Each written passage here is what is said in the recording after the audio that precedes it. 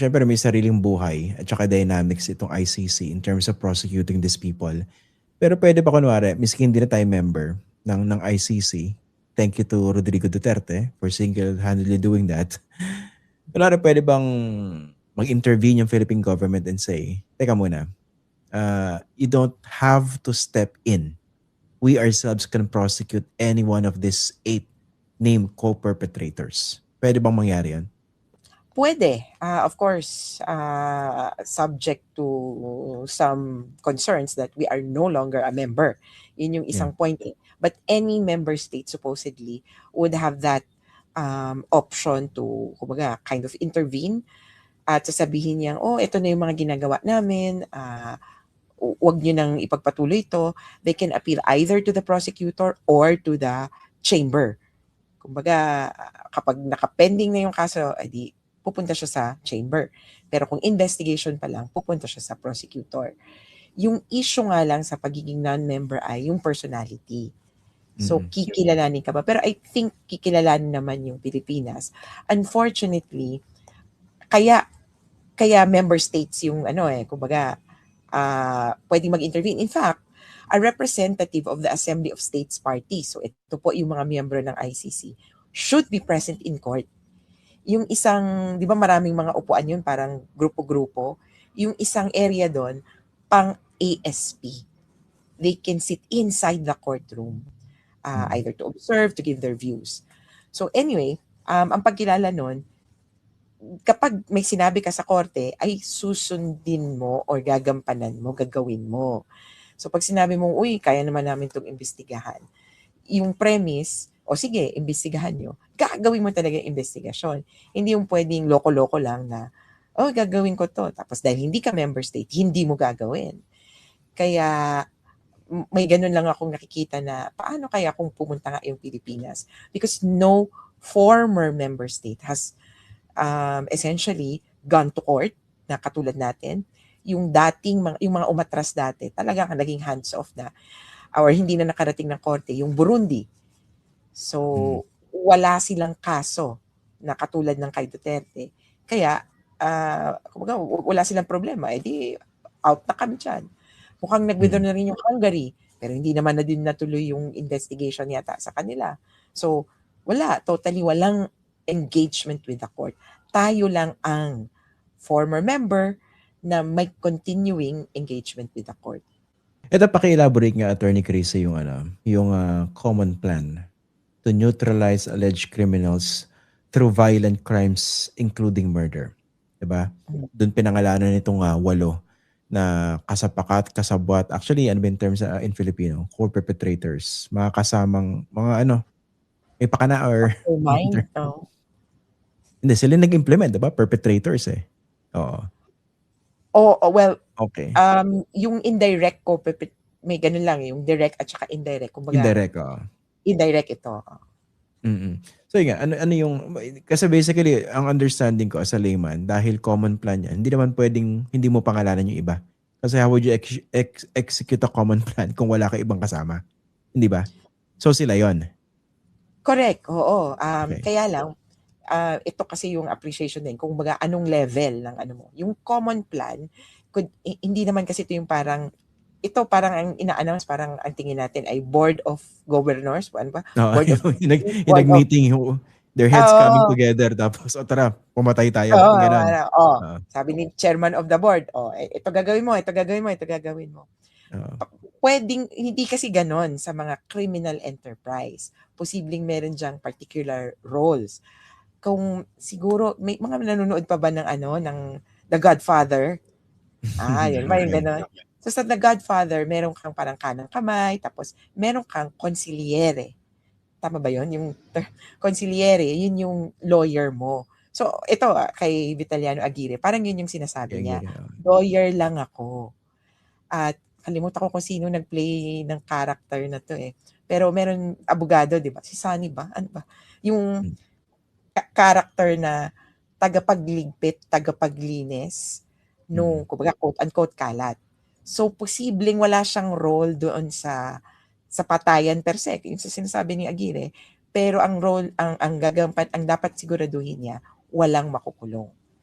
So parang gano'n, may specific roles. Kaya sa isang banda, yung determination ng are you considered most responsible? Pwedeng may iba pang ano doon, iba pang assessment.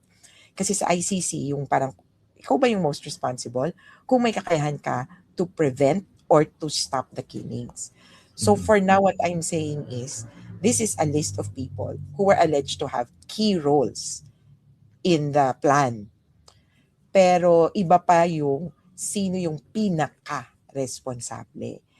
And hindi ko rin naman sinasabi na hindi sila lahat. Kaya basta sa point lang ng ICC, prosecutor, they can proceed against any or all of these persons as long as they have the evidence.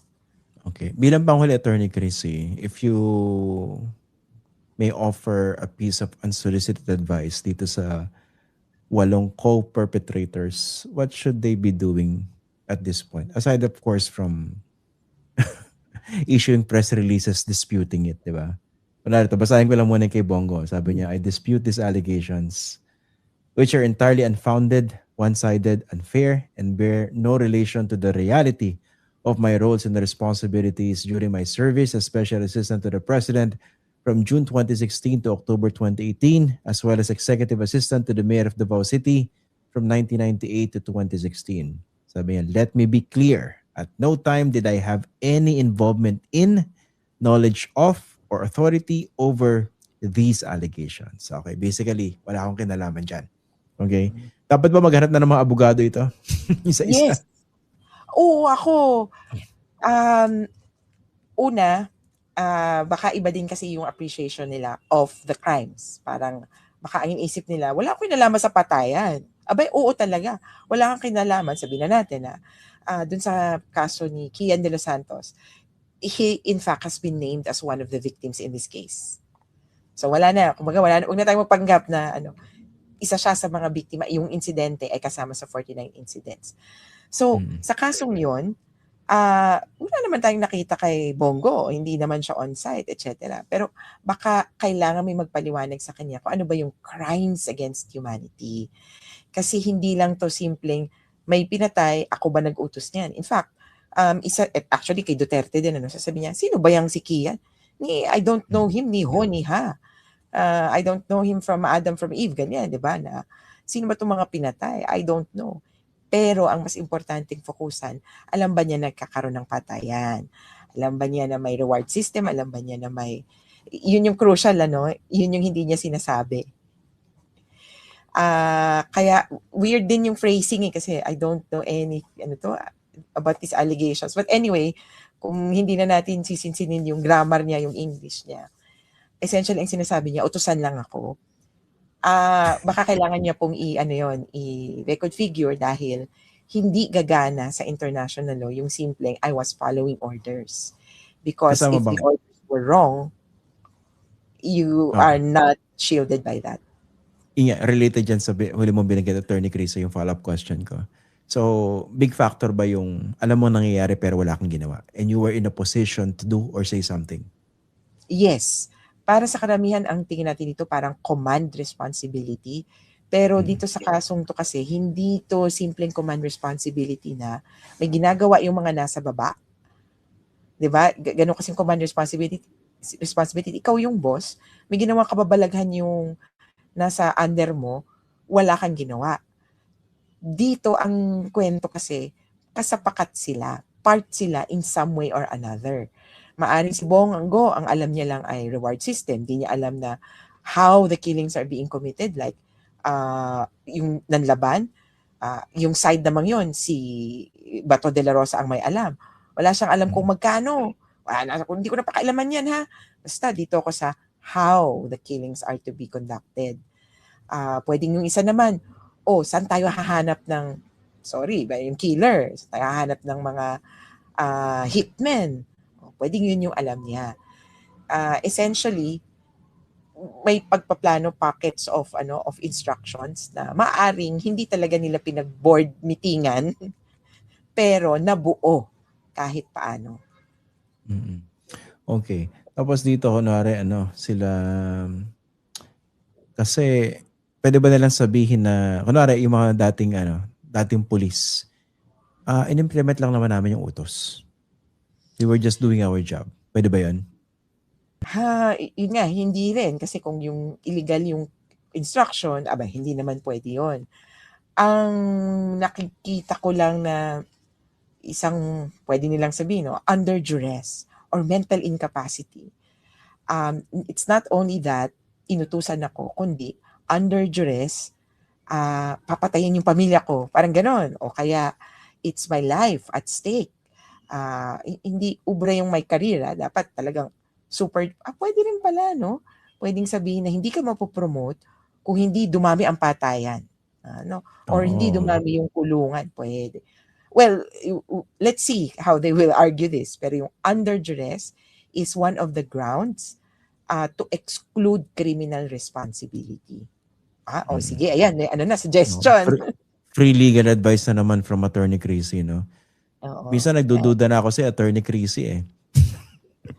Joke lang. Pero, ano lang yan, payong kapatid, So, ang ano para po kayo na Senator Bongo at mag-cooperate na lang kayo kaysa kasi they can do it two ways. One, imedya ng imedya, mag-press statement ang mga press statement. Tapos, makukurta na lang mga utak natin sa mga statement nang hindi naman na-address yung issue in the proper venue. Kaya kung ako sa kanila, take the other step. Get a lawyer, lawyer up, understand what the charges are so far, understand what your position is. Again, you're not a suspect, you're not an accused or co-accused.